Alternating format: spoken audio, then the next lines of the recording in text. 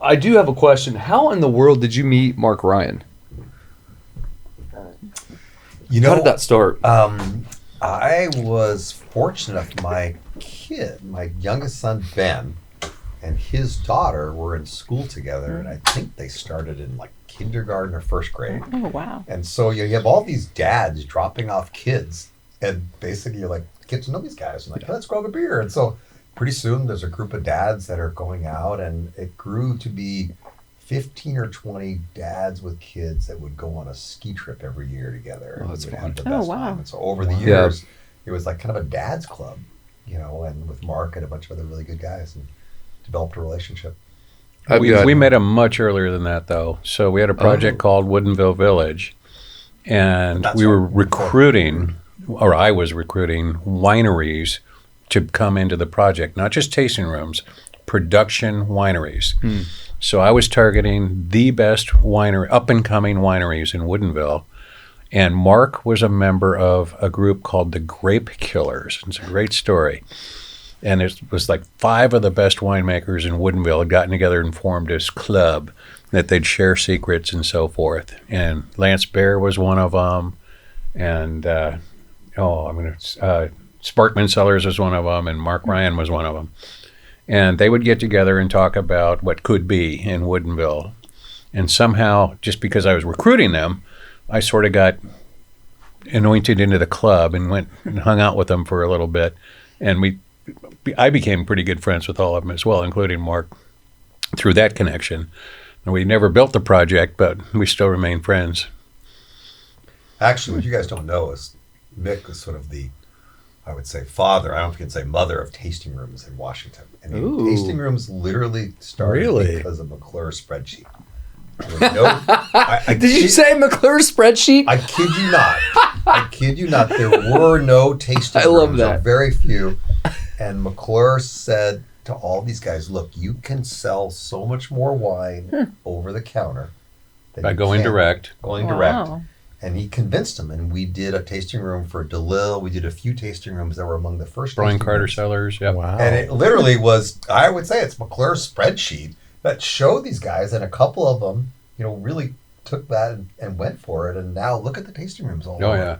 And it really was the first, based upon the project we were trying to do in Woodinville years ago. Wow. Yeah. Stanford. I see. Yeah. Well, Just I mean, Columbia. It's basically a sophisticated sales pitch to people that are wanting proof that they can make money, building and spending money on a tasting room. These were the first tasting rooms right there in Woodinville, and now there's probably in that area. Yeah. How many? That's 120. exciting. Yeah. Before that, they were doing them in their own wineries, but they weren't doing them standalone. Do you ever until Mick came along? Wow. Mark Ryan, by the way, back to him, or McNeely is his real last name, started his own distribution company. He took it to the next level. So the problem is the multi-tier distribution laws and the tight house laws dating all the way back to Prohibition, where you can't both make wine and sell wine legally. You can't own a retailer, as an example, and sell your own wine through your own retail. It's a really weird law. And then also the multi-tier where everyone takes a cut. There's a distributor involved, and by the time you get to the actual consumer, 2 or 3 people have taken their cut. So that was the premise of the spreadsheet. Just go direct, sell direct to customers, open a tasting room. The subscriptions, brilliant. Yep. The subscriptions are fantastic. Yeah. Were you the father of the subscriptions too? Or no? He's giving me way too much credit. I wasn't the father of any of that. But I don't think he is. I believe it. It's hard to live in the moment like that. It's hard to celebrate. It's like you're so excited about the next thing, and I think, but I do think it's really important because there is so much to celebrate, and well, we have been doing that. I mean, we have been taking that time out to do stuff, and we've done several things as a group. And a little bit. I had to put a gun to both of your heads to celebrate Wooden City. Yeah, well, I wasn't that excited because I was on the next thing. You didn't have to do that to get us to Vegas, though, did you? No. Well, that's true.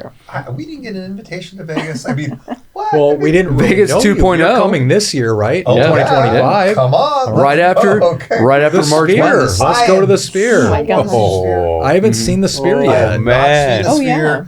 We got to go, you guys. Seriously. Well, okay. Well, Okay, let's see who's everyone- playing. Well, what act? Let's just get the list of who's Well, Oh. Eagles are still Breaking there, news. right?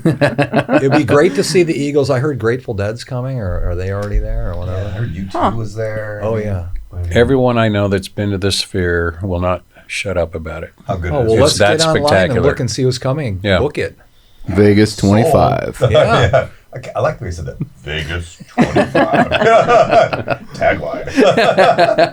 Done. Well, Wow. if anything came out of this podcast, I just think we all just booked our flights to Vegas Yeah. for March. Last year we finished with the March Madness event and jumped on a plane. Went That's straight to the right. We went airport. straight Yeah. to the airport and Yeah. straight to Vegas. Was that event here? Mhm. Yeah, that'd be a cool event. Yeah. It was the in the amenity center. We had those. I don't know. There's like 400-inch TVs in the main Yeah. room, and then one in the back, and then Yeah. the golf. We did the It's a great idea. golf tournament, or not the golf tournament, but the challenges, longest 100 drive. bucks and Yeah. Closest to putting the and pin. all that Yeah. kind of stuff. It's Wow, very It was popular. fun. Yeah, it was fun. That was Yeah. By the way, I think we should say cheers to Mark Ryan. Oh, Mark yes. Ryan. Because this is really good wine. You know what I was gonna Thank do? you, Mark. Hey, can you get? Hey, can you do a little? Let's do a little commercial for Mark Ryan real quick. Let's just do a little zoom out, and we're gonna do a toast to Mark Ryan. Cheers, Mark, We love you. man. And your wine. Especially your wine. And you! I'm constantly jogging and walking. And he says, how do you stay so thin? He says, I walk all the time. So we were in a step competition this last year. Oh my gosh. And he beat me. He beat me by Wow. hundreds Kidding. of steps. But this thing, my wife was like, says, you're crazy. I mean, I'm out walking at 10 o'clock at night trying to get steps to Wow. Mark. You were Probably really, stumbled you were on the grapes. actively trying to beat him.